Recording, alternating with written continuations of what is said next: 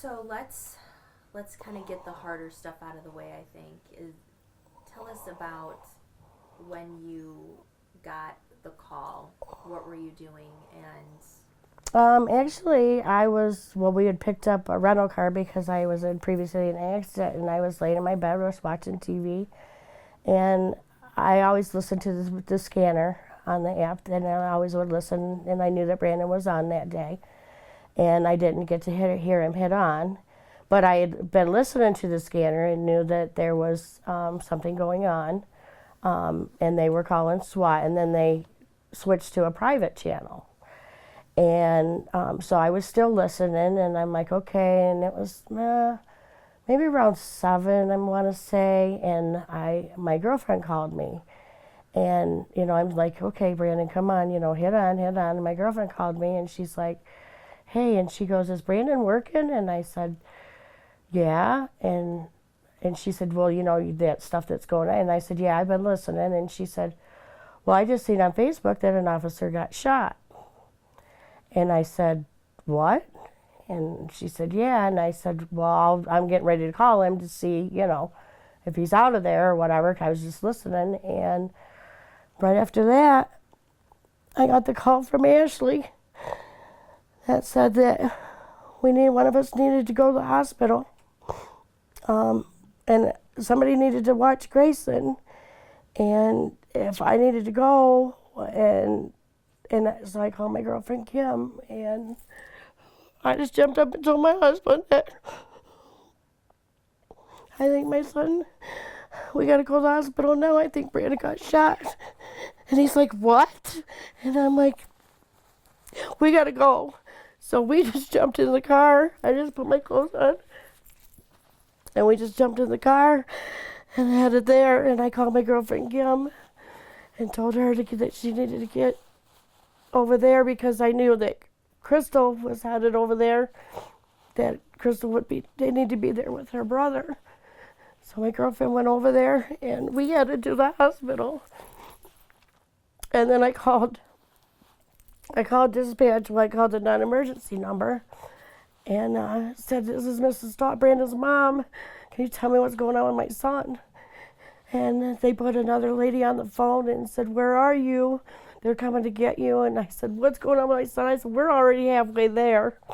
So we got to the hospital and parked the car out front. And I ran up and grabbed a hold of Megan, who was a police officer that was there, and grabbed a hold of her.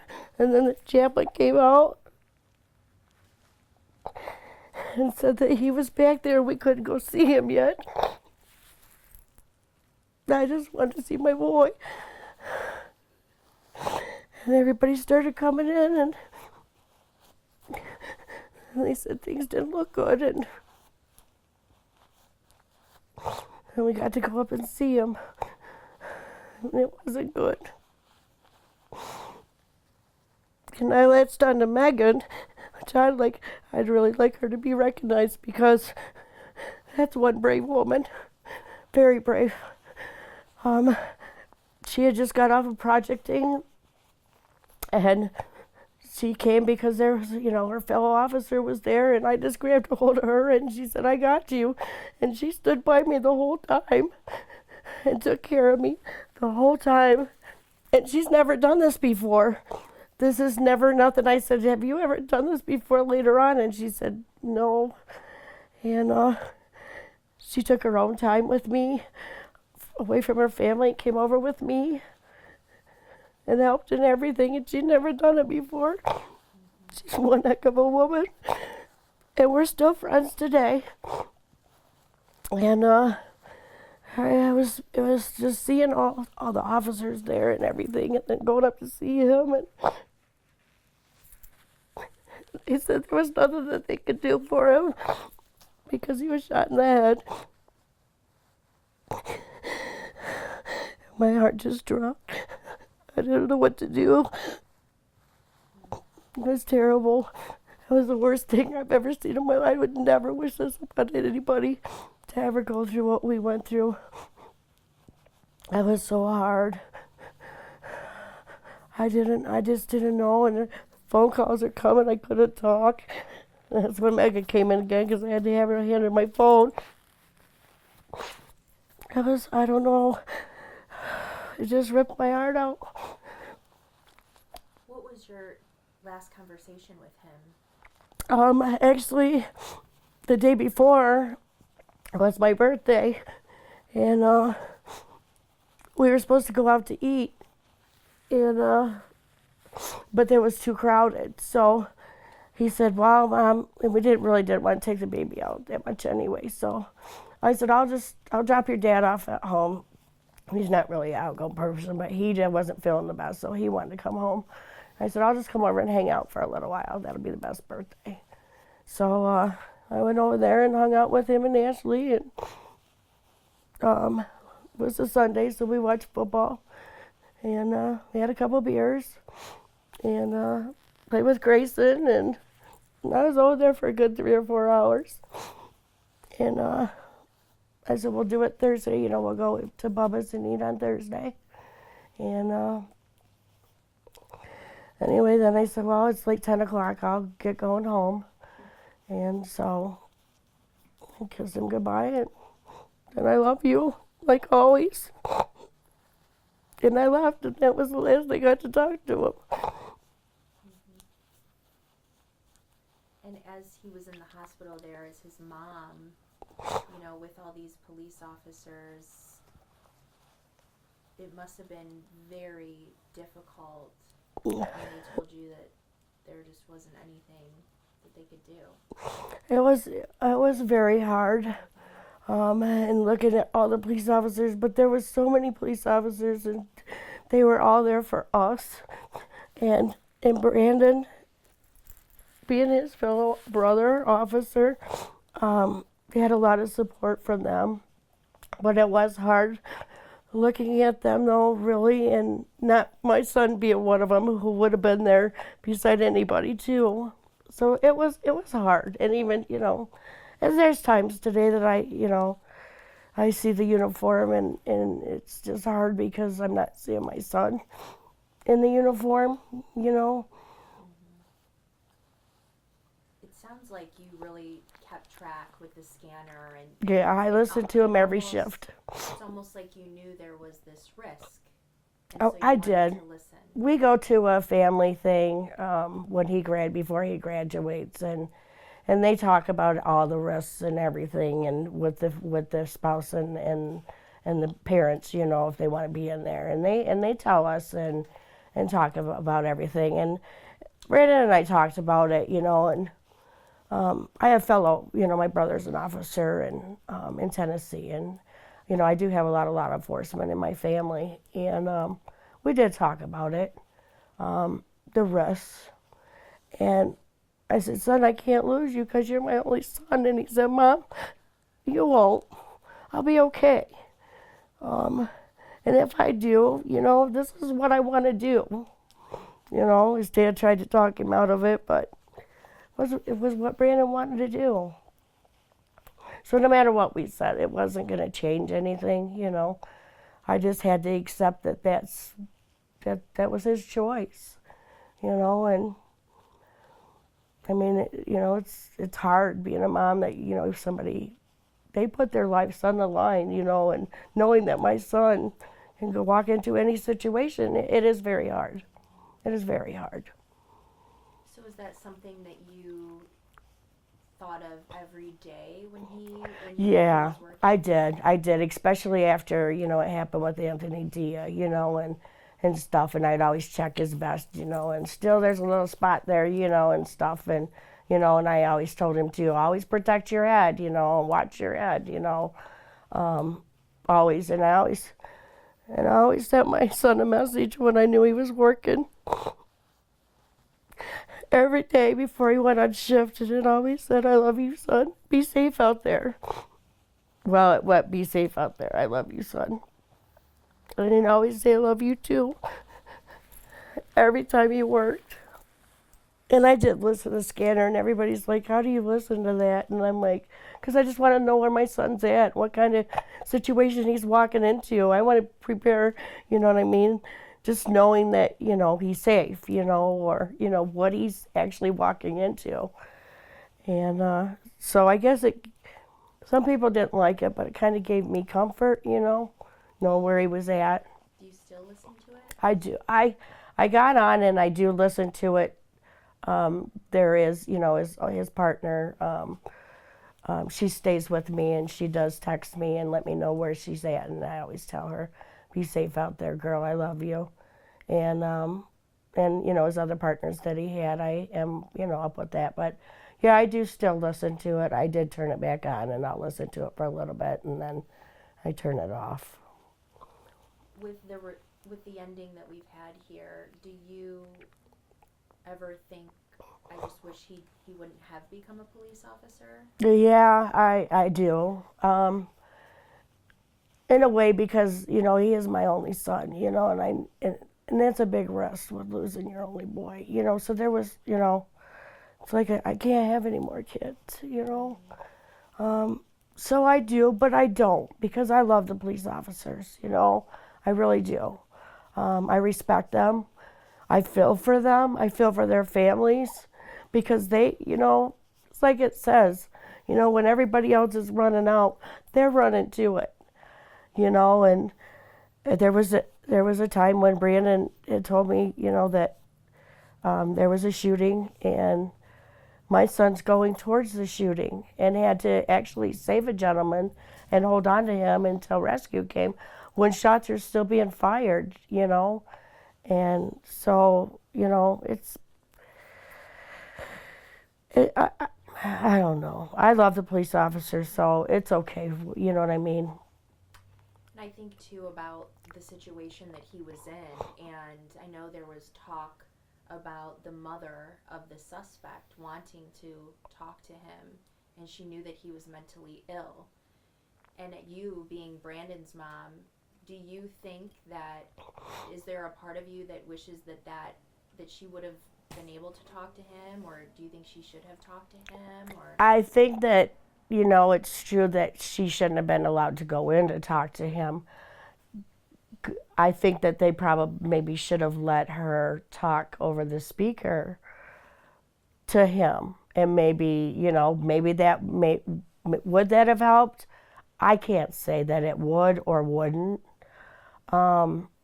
I would hope that, with a mother's voice, that maybe it would have, because everybody listens to their mother a little bit more, in times like that. So, but, I don't know. I don't really know. Is there anything about that you still think about, or that still bothers you? There is a little bit that kind of bothers me, as far as, you know what I mean? Because you know different things about SWAT, you know what I mean? Or you hear different things about SWAT. And, I think that they should have been more frontline when they put the gas in there. But then again, it can go any which way, because, he had 2 guns and he could have shot them, you know what I mean? So it's either which way you go for the whole situation is, I don't know. I don't know that any situation would have really changed anything, if they would have been up there closer, because they have the shields and everything, you know what I mean? Or, but as far back as he was, you know what I mean? He wasn't really in the position to be, to be in the line of fire. So, I don't, but bullets fly where they want. And when you have somebody like that just comes out shooting every which way, I think one of the things that struck me, too, was that it all started with a church vandalism. Yes. And then it ends with a police officer's death. And you think, did it need to go to this level? But you can certainly understand, what the chief said. If we've got someone in there who's launching threats and has guns, you can't just leave. Yeah, exactly. But is there, how do you look at that time now, though? Are you angry, or where are you with your grief process? Have you accepted it, or what are your thoughts that this man, you know, who is clearly unstable? I'm angry. I'm very angry. I'm angry at the HIPAA law, for one, because, you know, if the HIPAA law could have prevented, you know, having the HIPAA law, because if the places that sell the guns would have known anything about his mental stability, you know what I mean, then he wouldn't have been, because the guns were legal, he would have never been able to purchase them. And people, and that's what's happening, and because they have that block for medically, you know, medical information to allow anybody to buy a gun that is mentally ill. And that really angers me. Because if they would have known that, and sure, you can get guns out there all the time, you know what I mean? You can get guns off the street, but that would have stopped that point for him. You know, those were legal guns. And you know, and if the HIPAA law kind of prevents the police officers from knowing what this person is really like. And if they would have known, I think things would have went all different for them, because they would have really known how unstable he was. You know, to play this in a different part, like, you know, we really need to go in here different and not give him the chance, you know. So do you agree that mental health and guns in the wrong hands is really the conversation that needs to be had? Yeah, I really think that, mental health, you know, mental health and these people need to, and they need to be aware at the gun shops to know that, you know, they're not allowed to buy guns, you know. I don't know. I guess that's the main.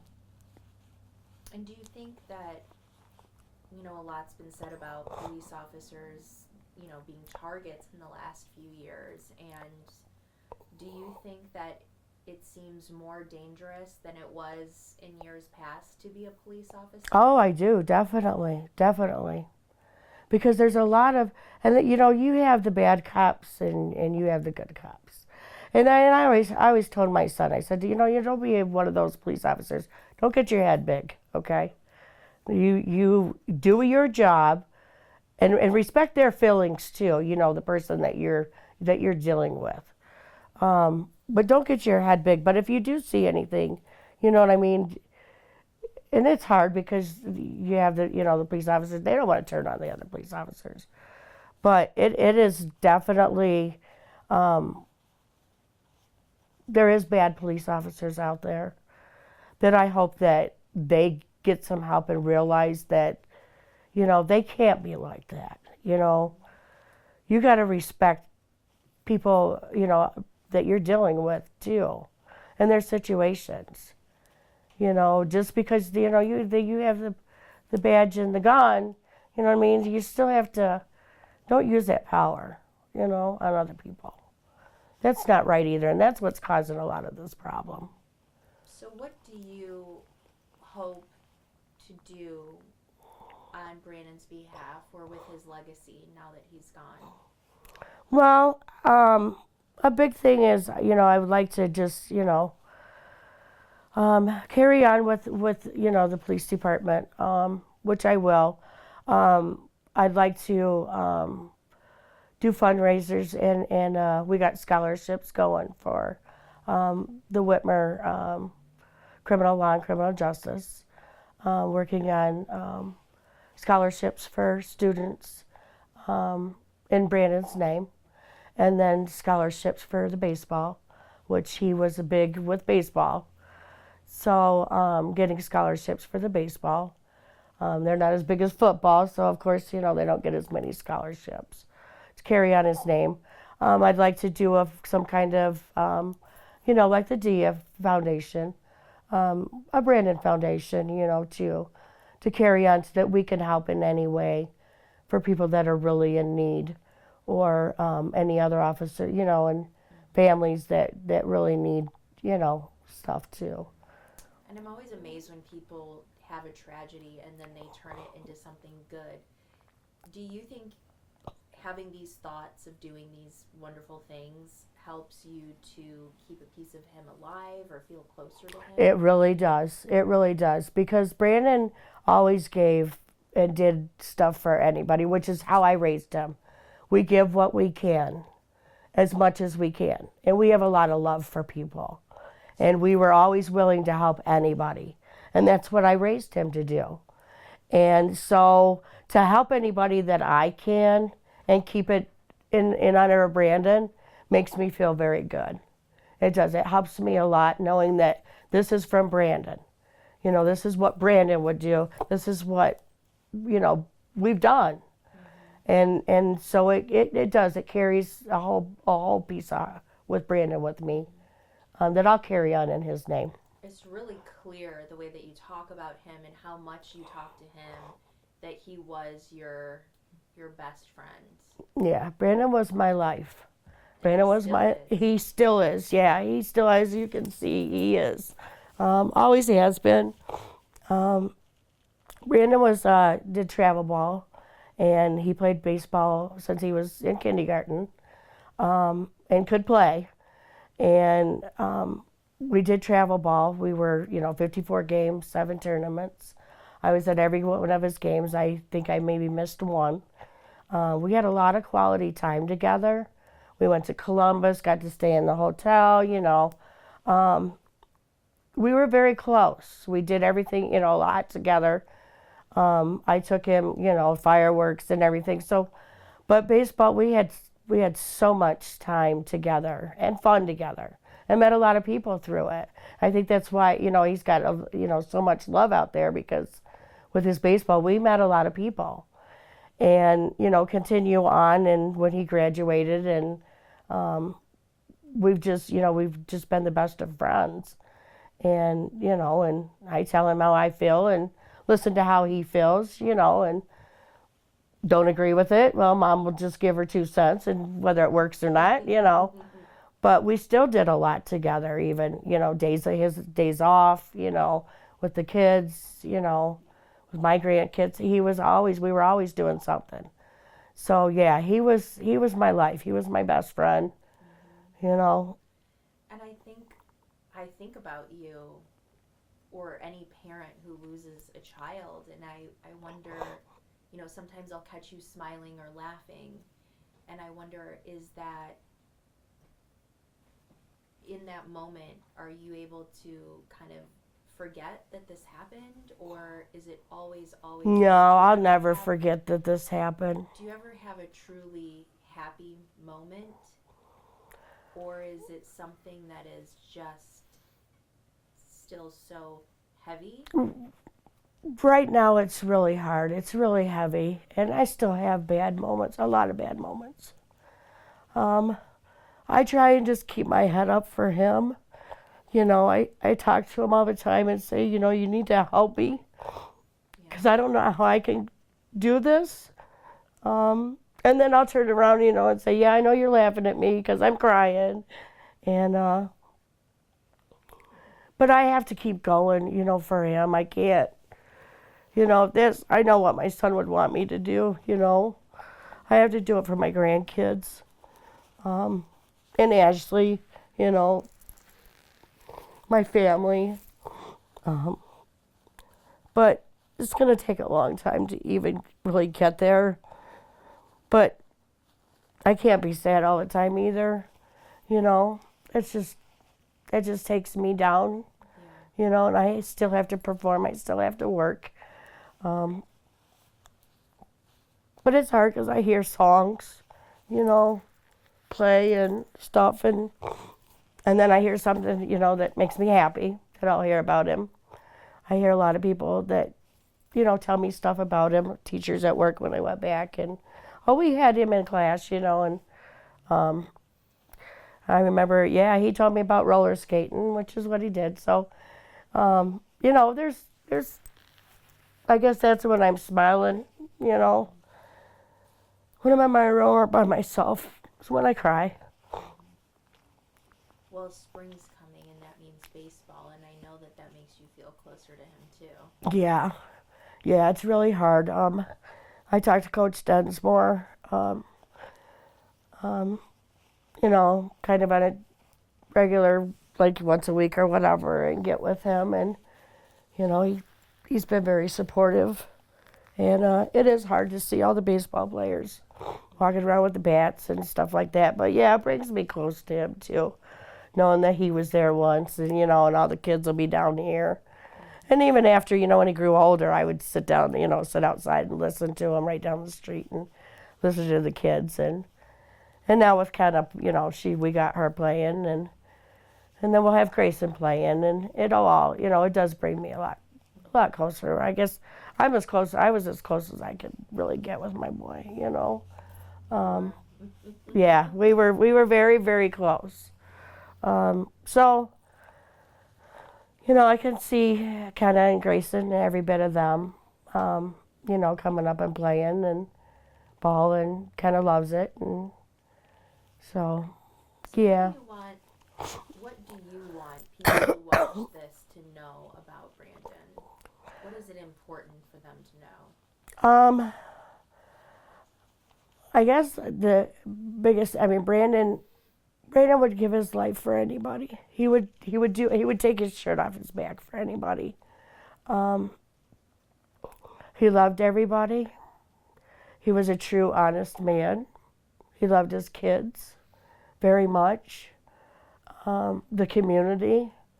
I know with Anthony Dia, he was just, I mean, he was crushed when that happened. And the first thing he did, and I told him, no more tattoos, Brandon, and don't get them down on your arm. And he said, Mom, and he came back here and said, Mom, look at what I did, and got a tattoo for Anthony Dia with the clouds and the steps walking up and the gates open for Anthony.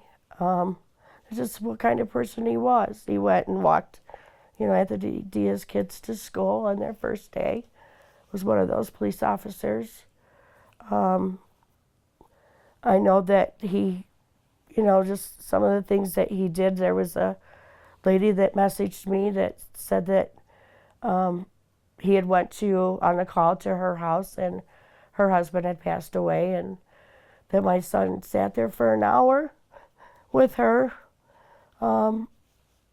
until that, you know, they got him out, and just comforting her, and that's, you know, that's what Brandon was about, you know. He was everything. He was just a helpful kid, you know. And how was he as a coach? Because Oh, he had to coach for a while. yeah, he was. I mean, the kids were just, I was talking to Coach Densmore, and the kids were just amazed with Brandon and how he coached, and because he knew that he had the skill, you know, he really did, and he knew how to play. And, you know, he got kids to listen to him, and he helped the kids, you know, a lot. Coach Densmore was, I mean, just amazed, and he was so happy that he helped him, you know, and was coaching, because the way he was coaching, and I didn't get to see it because I was waiting, you know, for the games, and then COVID happened, because I would have been there when he was coaching, you know, the kids. I said, I can't wait to be back on the field, you know, back with you. And he's like, oh, Mom, and, you know, but I would have been there again. Yeah, he was amazing with the kids. Amazing with the kids at the skating rink, when he was, you know, working there and teaching the kids. That was just Brandon. Teaching the kids. Yeah, when he would, you know, he would just help with some of the kids to kind of work with them a little bit and teach them, you know, on skating. Maybe? No, this was just when he went in there, you know, afterwards, or they would go at night, or when he worked there before at the skating rink. He would, and, you know, kids that when he worked at Sunbridge, and the kids on the basketball, you know, the 5th and 6th graders, and he, you know, he worked with some of the kids, and, you know, some of the kids were not so fortunate, and, you know, Brandon would even take him home if he really needed to and give him a ride home. I mean, it was just Brandon, you know. What do you think made him want to be a police officer? My brother, I think, kind of put something into it, and my sister, and Not really though, because when Brandon was little, I had one of those little cars that they could walk in, and Brandon would act like he was a police officer in the police car and going to get bad guys, and stuff. And so it started then, and then we would watch Cops all the time when he was little, and he'd be like Bad Boys, and he would sing the song. We would sing it and watch him, and so I don't know if that maybe pushed him towards it, or what, but he just always said he always wanted to be a police officer. And, when he was younger, I'm like, okay, we'll just let it go and wait to see till he gets a little older, Hopefully maybe he'll change his mind. Maybe he won't, but, whatever choice he has. But I think that it just started when he was younger. And then my brother, is a police officer, and my sister and brother-in-law are both with law enforcement. They're DEA. So, he went on a ride along with Kevin Zimmerman, and I was like, I think this is what I really want to do. So, yeah. So, talk about the community support that you've received, starting from, day one until now. Oh, the community is unbelievable, the support that we've had here. When my family got in here, from coming from out of town, we're just amazed at all, the support that this community, they've never seen anything like it before in their life. From, the little boy with the flag that, in Florida that ran for him, to Max, and the hot chocolate, all the different fundraisers, that they're having, for the family. But the whole community is just amazing of how they really, stepped up for a police officer, and helped and loved. And I mean, it was amazing. The messages that I got, the love, the prayers, was just amazing on everybody. Did you ever think for a second that there wouldn't be the support? I know that there's been, like we touched on a little bit earlier, there's been a lot of anti-police talk. And so then to see all these people really come out of the woodwork, did that surprise you? To what extent? It did a lot for the police officer. Yeah, it kind of did. But it shows that, there are people that are against it, and there are people that are kind of waking up to see, the situations that police officers go through, and deal with.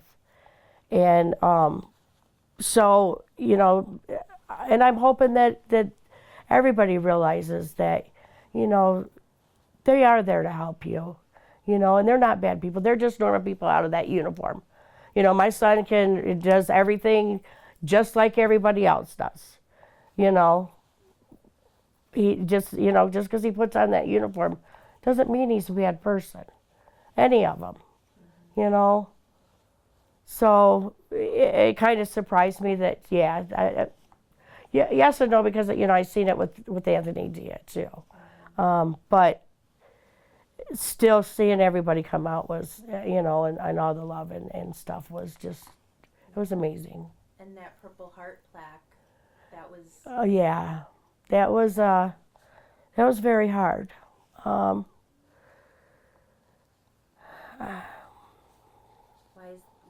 was that hard for you? Just knowing that my son, he was already a hero. And then he was really acknowledged as a hero. Sorry he had to get acknowledged right there for being a hero. But I know with the Purple Heart, it's very respected. I was Army brat all my life.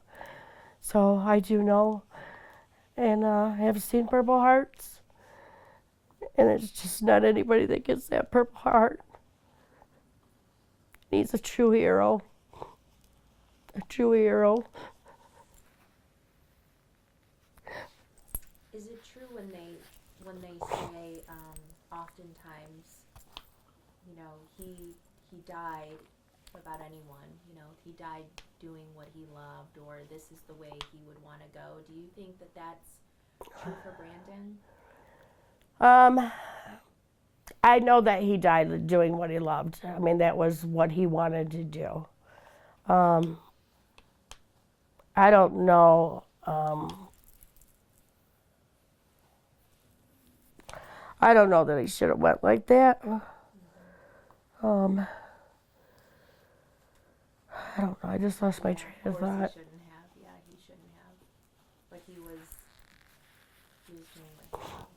He was doing his job, you know. He didn't deserve it. Nobody deserves it, you know. Nobody deserves it.